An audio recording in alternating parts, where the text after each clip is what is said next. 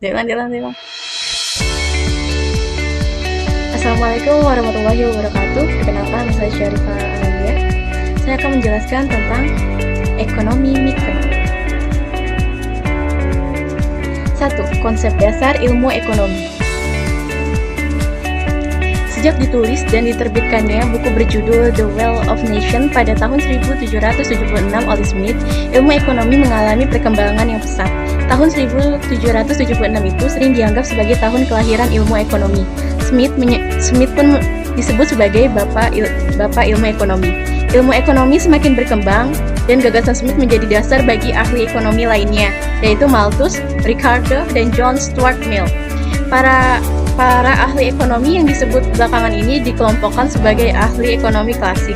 Ahli ekonomi klasik ini kemudian dikembangkan oleh mazhab Austria, lalu dilanjutkan oleh Leon Walras, Alfred Marshall, dan lain-lain pada tahun 1890-an, kemudian melahirkan perkembangan bagian teori yang dikenal sebagai teori ekonomi mikro. Keadaan ekonomi yang terjadi pada tahun 1930-an memunculkan ahli ekonomi baru.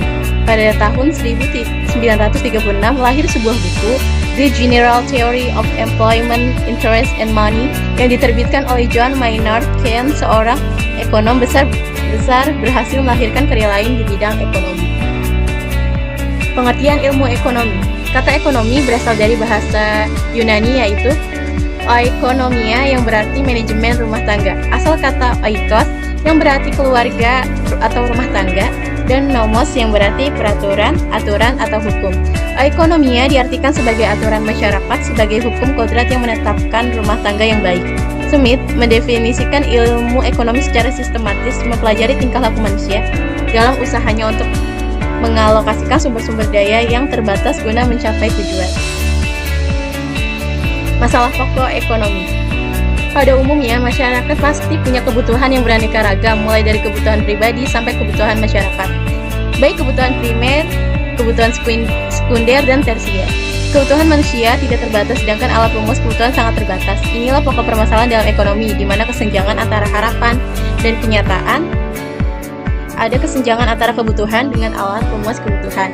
Berdasarkan teorinya, masalah-masalah dalam ekonomi sejatinya dibagi menjadi dua, yaitu masalah pokok ekonomi klasik dan masalah yang ada dalam ekonomi modern. Apa saja ya maksudnya? Yuk kita bahas. 1. Masalah pokok ekonomi klasik. A. Masalah produksi. B. Masalah distribusi. C. Masalah ekonomi. 2. Masalah pokok ekonomi modern. A. Barang dan jasa, apa yang diproduksi dan seberapa banyak atau what. B. Bagaimana cara memproduksi barang tersebut, how. C. Untuk siapa barang tersebut diproduksi, for whom. Konsep dasar permintaan. Permintaan adalah sejumlah barang yang diminta oleh konsumen pada tingkatan harga dan waktu tertentu yang dilambangkan dengan demand. Mengacu pada hukum permintaan disebutkan bahwa semakin tinggi barang yang diminta, maka permintaan. Mengacu pada hukum permintaan disebutkan bahwa semakin tinggi barang yang diminta, maka permintaan akan turun dalam kondisi ceteris paribus. Dalam permintaan, ada beberapa faktor yang mempengaruhi, termasuk harga barang, pendapatan konsumen, selera masyarakat, harga barang lain, jumlah penduduk, dan ramalan masa depan atau masa yang akan datang. Kurva permintaan bergerak dari kiri atas ke kanan bawah atau selalu negatif. Unsur penyusun kurva adalah harga atau P yang dilambangkan dengan garis vertikal, jumlah barang atau Q yang dilambangkan dengan garis horizontal, dan garis vertikal yang menghubungkan titik pertemuan harga dan jumlah barang. Konsep dasar penawaran. Penawaran adalah jumlah barang yang ditawarkan oleh produsen pada tingkat harga dan waktu tertentu yang dilambangkan dengan S. Sapri mengacu pada hukum penawaran diketahui bahwa jika harga mengalami peningkatan, maka jumlah barang yang ditawarkan juga akan mengalami peningkatan pada kondisi ceteris paribus. Penawaran dipengaruhi oleh harga barang serta harga barang lain terlebih dahulu. Setelah itu diikuti biaya produksi, tingkat teknologi, tujuan perusahaan, dan baru selera masyarakat. Kurva penawaran bergerak dari kiri bawah ke kanan atas atau selalu positif. Adapun unsur penyusun kurva adalah harga atau P yang dilambangkan dengan garis vertikal, jumlah barang atau Q yang dilambangkan dengan garis horizontal, dan garis penawaran yang menghubungkan titik pertemuan harga dan jumlah barang. Harga pasar adalah harga yang disepakati oleh penjual dan pembeli setelah melalui proses tawar-menawar. Harga pasar terbentuk karena adanya kekuatan permintaan dan penawaran. Permintaan dan penawaran akan berada dalam keseimbangan pada harga pasar bila jumlah yang diminta sama dengan jumlah yang ditawarkan. Singkat kata, harga pasar dapat terbentuk jika ada proses tawar-menawar antara penjual dan pembeli, serta ada kesepakatan harga ketika jumlah barang yang diminta sama dengan jumlah barang yang ditawarkan. Kurva pasar merupakan pertemuan antara kurva permintaan yang digambarkan dengan warna hitam dan kurva penawaran yang berwarna biru. Keseimbangan pasar. Market equilibrium atau keseimbangan pasar adalah sebuah kondisi ketika terjadi keseimbangan antara jumlah produk atau jasa yang diminta ataupun yang ditawarkan dalam harga tertentu. Proses ini penting guna menentukan bahwa kurva keseimbangan akan tetap stabil ataupun tidak. Kurva tersebut dapat dikalkulasikan dengan rumus keseimbangan dari pasar. Kalian dapat menghitung jumlah keseimbangan dalam pasar menggunakan rumus berikut. QD sama dengan QS sama dengan QE. PD sama dengan PS sama dengan PE. Keterangan D, demand, permintaan. S, supply, penawaran. P, price, harga. Q, quantity, jumlah atau stok. E, equilibrium atau keseimbangan. Bila dideskripsikan dengan sebuah grafik, keseimbangan pada dasarnya muncul pada titik potong di antara kurva permintaan dan kurva penawaran. Elastisitas permintaan. Elastisitas permintaan terjadi ketika perubahan harga menyebabkan perubahan besar yang tidak proporsional dalam jumlah yang diminta.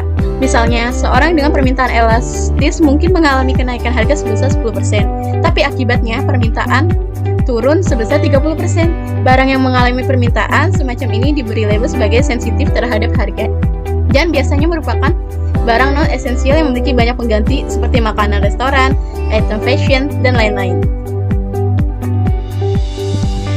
Rumus yang dapat digunakan untuk menghitung koefisien elastisitas permintaan adalah elastisitas permintaan atau AD sama dengan percent change in quantity demand of product X per percent change in price of product X sama dengan segitiga QD atau QD, segitiga PD atau PD atau ED sama dengan P per Q dikali AQ per AP, di mana P harga, Q jumlah, QD harga permintaan, PD jumlah permintaan. Elastisitas penawaran. Elastisitas penawaran, elasticity of supply adalah istilah dalam dunia ekonomi untuk mendefinisikan pengaruh terhadap besar atau kecilnya level kepekaan perubahan jumlah barang yang ditawarkan terkait adanya perubahan harga dari barang tersebut. Terjadinya elastisitas penawaran ini sangat bergantung pada sejumlah faktor, yaitu ketersediaan barang, source availability, banyaknya produsen yang memproduksi barang tersebut, producer amount, inovasi teknologi, innovation of technology. Penghitungan elastisitas penawaran. Koefisien elastisitas penawaran dapat dihitung dengan menggunakan rumus berikut. Koefisien elastisitas penawaran. Q dibagi AP dikali P dibagi Q. Q merupakan jumlah barang yang ditawarkan. P merupakan perubahan harga barang. P harga awal barang. Q jumlah awal barang. Sebagai contoh, apabila ada suatu barang mengalami perubahan harga atau dalam ini mengalami kenaikan sebesar 10%, maka hal ini lantas berakibat pada perubahan jumlah barang yang ditawarkan, yakni meningkat sekitar 20%. Sekian dari saya. Wassalamualaikum warahmatullahi wabarakatuh.